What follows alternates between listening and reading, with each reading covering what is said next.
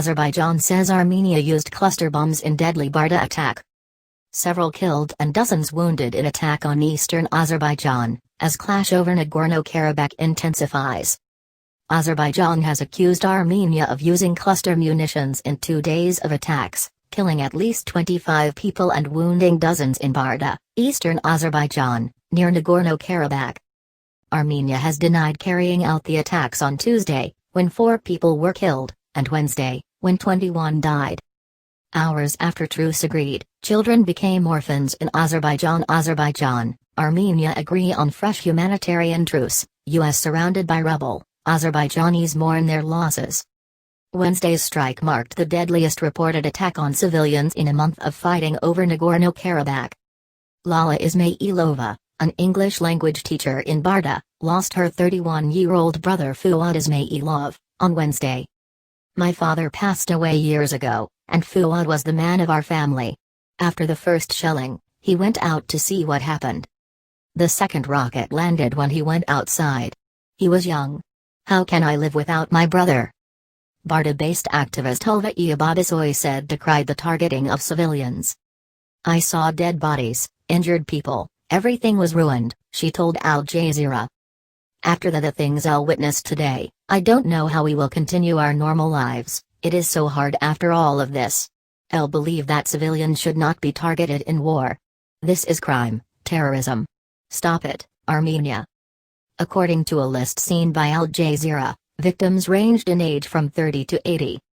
Barda MP Zahidoraj told Al Jazeera that Armenia was attempting to create scenes similar to Syria and Libya, with people's blood shed in the streets. "It seems like they, Armenia, are intent on creating a picture of war that shows Azerbaijan suffering, inside Azerbaijan's borders, rather than in the battlefields. Everyone should be convinced that peace in the region depends on Azerbaijan," said Doraj. Wednesday's attack came despite a US-brokered truce agreed at the weekend, the third ceasefire attempt in a row to collapse just minutes after it took effect. Azerbaijani presidential aide Hikmet Hojayev said Armenian forces fired cluster Smerch missiles against Barda, accusing them of using cluster munitions to inflict excessive casualties among civilians. Because of their power, more than 100 countries have banned cluster munitions, though Armenia and Azerbaijan have not. The attack on Wednesday hit a densely populated area and a shopping district. Russian border guards deployed. Meanwhile, Yerevan also accused Azerbaijani forces of deadly new attacks on civilian areas of Nagorno-Karabakh. Since the conflict restarted on September 27, each side has claimed the other is targeting civilians, and both regularly deny the claims. RIA Novosti news agency reported that Armenian Prime Minister Nikol Pashinyan confirmed the deployment of Russian border guards along the Armenian border with Nagorno-Karabakh. "There is nothing special about this," Pashinyan said. "Russian border guards have been on Armenia's border with Turkey and Iran. Now, due to the latest developments, the Russian border guards are also on the southeastern and southwestern border of Armenia."